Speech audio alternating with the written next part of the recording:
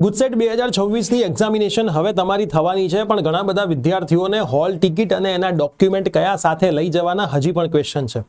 ઘણા બધા વિદ્યાર્થીઓને હોલ ટિકિટની અંદર ઘણા બધા લોચા લાપસી છે. તો આજનો આ વિડીયો એ તમામ વિદ્યાર્થીઓ માટે છે જે ગુજસેટ 2026ની એક્ઝામિનેશન આપવા માટે જઈ રહ્યા છે.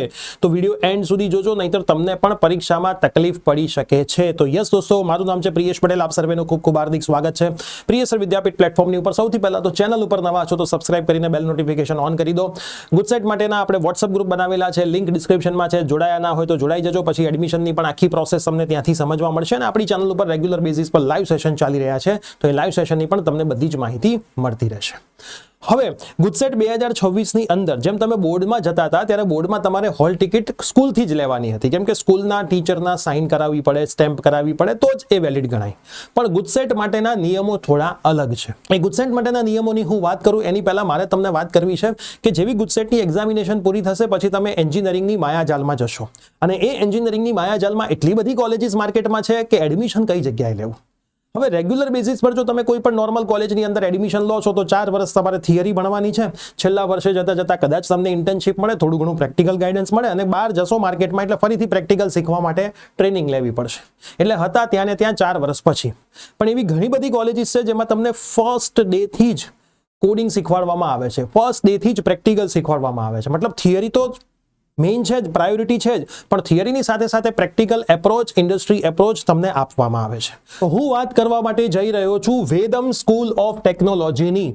વેદમ સ્કૂલ ઓફ ટેકનોલોજીના ફર્સ્ટ યરના એક સ્ટુડન્ટે, જેનું નામ છે ક્રિશિવ મહાજન, જેને લિનક્સ ફાઉન્ડેશનની LFX મેન્ટરશિપ લીધી છે, એને 2.73 લાખનું સ્ટાઇપેન્ડ ફર્સ્ટ યરથી જ મળવા લાગ્યું છે. એમના બીજા સ્ટુડન્ટ્સે 4.5+ લાખ અર્ન કર્યા ગ્લોબલ બગ બાઉન્ટી નામના એક હેકર વનની અંદર. है ना, આ એક real world cyber security achievement છે. વેદમની અંદર ઇન્ડસ્ટ્રી એક્સપોઝર પહેલા દિવસથી જ વિદ્યાર્થીઓનો એક અગત્યનો પિલર બની જાય છે. વેદમની અંદર નિયોસિસ 2026 ટેકફેક્સની અંદર મુકુલ જૈન જે EVPN CTO છે ચેપ જેમિનાઈ એક્સ માઇક્રોસોફ્ટના, અને ગૌરવ ત્રિપાઠી જે કો ફાઉન્ડર અને CTO છે પાર્ટેક્સ AIના, એમણે પણ આ ટેકફેસ્ટ ઇવેન્ટને એટેન્ડ કરી અને વિદ્યાર્થીઓ સાથે એન્જિનિયરિંગ લીડરશિપ, નવી નવી ટેકનોલોજી અને રિયલ વર્લ્ડ ટેક કેરિયર ઉપર પોતાના થોટ્સ શેર કર્યા. વેદમના થર્ડ પિલરની હું વાત કરું તો innovative lab, hands on learning અને સ્ટાર્ટઅપ ઇકોસિસ્ટમ છે, જેમાં કોઈ વિદ્યાર્થી સરસ મજાનું સ્ટાર્ટઅપ કરે તો એ વિદ્યાર્થીઓને 1 કરોડ જેટલી ફંડિંગ અહીંયા પ્રોવાઈડ કરવામાં આવતી હોય છે. તો વેદમનું જે કરિક્યુલમ છે degree plus future tech exposure છે, જેમાં 4 વર્ષનો કોમ્પ્યુટર સાયન્સ વિથ આર્ટિફિશિયલ ઇન્ટેલિજન્સનો પ્રોગ્રામ રન કરવામાં આવે છે, જે UGC અપ્રુવલ છે, જેમાં તમને અજંક્યા DY પાટીલ યુનિવર્સિટીની ડિગ્રી આપવામાં આવે છે. એમના 2 સેન્ટર છે, 2 કેમ્પસ છે, એક ગુરુગ્રામમાં છે અને એક બેંગ્લોરની અંદર છે. હવે તમારે જો વેદમની અંદર એડમિશન લેવું હોય તો એક JEE જેવી એક્ઝામિનેશન એમની ઓનલાઈન હોય છે એ આપવી પડે છે. અને આ ઓનલાઈન એક્ઝામિનેશન જે થવા માટે જઈ રહી છે, એક્ઝામની તારીખ છે 31 માર્ચ, જે એક્ઝામનું નામ છે વેદમ સ્કોલેસ્ટિક એપ્ટિટ્યુડ ટેસ્ટ, અને આ એક્ઝામમાં રજીસ્ટર કરવાની લાસ્ટ ડેટ છે 30 માર્ચ. આમાં રજીસ્ટર તમારે કરવું હોય તો લિંક હું નીચે ડિસ્ક્રિપ્શન બોક્સની અંદર મૂકી દઉં છું. તમે રજીસ્ટર કરજો, તમારા ફ્રેન્ડ્સને પણ શેર કરજો, અને ખાસ એક્ઝામ આપજો, તમે કોલેજ વિઝિટ કરજો, પછી તમે શ્યોર તમારું ડિસિઝન સરસ મજાનું લઈ શકો છો. હવે હું વાત કરું ડોક્યુમેન્ટ લિસ્ટની. તો તમારે તમારી એક્ઝામની જે હોલ ટિકિટ છે, આ હોલ ટિકિટ તમે ઓનલાઈન ડાઉનલોડ કરી જશે. આ હોલ ટિકિટની તમારે ઓરિજિનલ જે હોલ ટિકિટ છે એની એક ઝેરોક્સ કઢાવીને તો રાખી જ દેવાની છે ઘરે, અને જે તમે ડાઉનલોડ કરી છે એની એક કોપી, ઓરિજિનલ તો હશે જ નહીં કેમ કે ઝેરોક્સ જ છે, એની એક કોપી તમારે જોડે લઈ જવાની છે. હવે આ જે કોપી હશે એમાં તમારે સાઇન અથવા તો સ્ટેમ્પ કરાવવાની કોઈ જરૂર હોતી નથી, પણ એના પ્રૂફ માટે તમારે જોડે શું લઈ જવાનું? તો એના પ્રૂફ માટે તમારે તમારું ઓરિજિનલ આધાર કાર્ડ, અથવા તમે તમારું લાયસન્સ, અથવા તમે તમારી 12th ની હોલ ટિકિટ લઈ જઈ શકો છો. જેમણે ગયા વર્ષે એક્ઝામ આપી હશે એમની 12th ની હોલ ટિકિટ ગયા વર્ષની હશે તો એ ચાલશે, બરાબર, પણ એ ઓરિજિનલ લઈને જવી પડશે. જો હોલ ટિકિટ ખોવાઈ ગઈ છે તો લાયસન્સ અથવા તો આધાર કાર્ડ તમે ઓરિજિનલ લઈ જઈ શકો છો. હવે જે ફોટોગ્રાફ વાળી જગ્યા છે એમાં તમારો ઓરિજિનલ ફોટોગ્રાફ નથી આવ્યો તો તમે એક ફોટોગ્રાફ તમારો જે પાસપોર્ટ સાઇઝનો હોય તમે ત્યાં સ્ટેપલર લગાવી શકો છો. એમાં કોઈ ચિંતા કરવાની જરૂર હોતી નથી. ફોટો કાં તો સિગ્નેચરની જગ્યા ઉપર નીચે થઈ ગઈ હોય તોય તમારે ચિંતા કરવાની અહીંયા જરૂર હોતી નથી. હવે બીજી એક મોસ્ટ ઇમ્પોર્ટન્ટ વાત તમે ખાસ સમજી લેજો, તમારો જે ટાઈમ છે એ તમારો એક્ઝામિનેશન હોલમાં એન્ટ્રી કરવાનો ટાઈમ 9:30 વાગ્યાનો છે. ઘણા બધા વિદ્યાર્થી મિત્રો આમાં ભૂલ કરતા હોય છે. તો 9:30 વાગે તમારી એન્ટ્રી થઈ જશે. 9:30 થી 9:45 તમે સાઇન કરશો, એટેન્ડન્સ શીટ થઈ જશે, તમને બુકલેટ આપવામાં આવશે 9:45.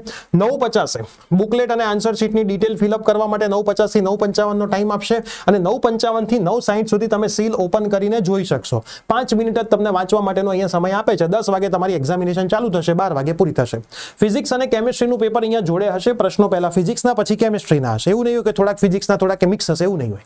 40 ફિઝિક્સ તો પહેલા ફિઝિક્સ, કેમિસ્ટ્રી તો મતલબ પહેલા એક સબ્જેક્ટ ને પછી એક સબ્જેક્ટ, પણ એક જ બુકલેટ હશે ને એક જ OMR શીટમાં તમારે ભરવાનું હશે. એના પછી ખાકી સ્ટીકર લગાવવા માટે 12 થી 12:05 નો ટાઈમ છે અને 12:06 થી 13:09 સુધીની રિસેસ છે. એ જ રીતે બાયોલોજીની અંદર એન્ટ્રીનો ટાઈમ છે 13:10 નો. 13 એટલે 1:10 નો. 1:10 થી તમે 1:25 સુધી બધું સાઇન ને બધું કરશો. 1:25 તમને બુકલેટ આપશે ને 1:30 થી તમારું ડિટેલ ભરવાનું ચાલુ થશે. સીલ ઓપન થશે 1:35. 1:40 થી લખવાનું ચાલુ થશે. 1:40 થી 2:40 સુધી લખવાનું. 2:40 પછી તમને 12 એન્ટ્રી એક્ઝિટ આપી દેશે. અને એ જ રીતે જે મેથ્સનું પેપર છે એ 3:30 ચાલુ થશે. જો ખાસ લખ્યું છે 3:30 ચાલુ થશે. 3:30 તમને એન્ટ્રી મળશે. 3:30 થી 3:45 તમારે ચેકિંગ ને સાઇન ને એટેન્ડન્સ શીટ થશે. 3:45 બરાબર બુકલેટ આપવામાં આવશે. 3:50 થી 3:55 સુધીમાં ટેસ્ટ બુકલેટ ને બધું ફિલિંગ કરવાનું રહેશે અને સીલ ઓપન થશે 3:55 થી 4 વાગે. 4 વાગે તમારી એક્ઝામ ચાલુ થશે અને 5 વાગે પૂરી થશે અને 5 ને 5 તમે બહાર આવી જશો. તો આ ખાસ તમે સમજી લેજો, કેમ કે આ બહુ ઇમ્પોર્ટન્ટ વસ્તુ છે. તમને જેમ 15 મિનિટ બોર્ડમાં વાંચવાનો સમય આપતા હતા એવો અહીંયા વાંચવાનો સમય મળવાનો નથી. 40 પ્રશ્ન માટે 60 મિનિટ છે. નેગેટિવ માર્કિંગ છે. શાંતિથી તમારે તમારું પેપર લખવાનું છે. રફ વર્ક માટે અહીંયા બાજુમાં જેમ બોર્ડમાં જગ્યાઓ હતી એમ સેમ ટુ સેમ આમાં પણ જગ્યા હશે. એટલે રફ વર્કની તમારે કોઈ જ ચિંતા કરવાની થશે નહીં. તો ખાસ તમે સમજી લેજો કયા ડોક્યુમેન્ટ છે, શું છે. કોઈ પણ જાતની ચિંતા કર્યા વગર એક જ દિવસમાં આખું પેપર આપવાનું છે. મેથેમેટિક્સ વાળા વિદ્યાર્થીઓને વચ્ચે જે જગ્યા છે એમાં ઘરે જવું હોય તો જઈ શકે, ત્યાં ક્યાંક બહાર બેસીને વાંચવું હોય તો વાંચી શકે, નાસ્તો કરવો હોય તો કરી શકે, બધું જ કરી શકે છે. બરાબર, એની પણ કોઈ ચિંતા હોતી નથી. અને હોલ ટિકિટ તમારી ઓરિજિનલ ખોવાઈ ના જાય, સાઇન કરેલી, એ પણ તમે ખાસ ધ્યાન રાખજો. ક્યારેક પેપર ખોલાવા હશે તો આપણે હોલ ટિકિટની જરૂર પડશે. હવે તમારા મેક્સિમમ મિત્રોની અંદર આ વિડીયો શેર કરી દો. મળતા રહીએ છીએ. Bye bye, take care.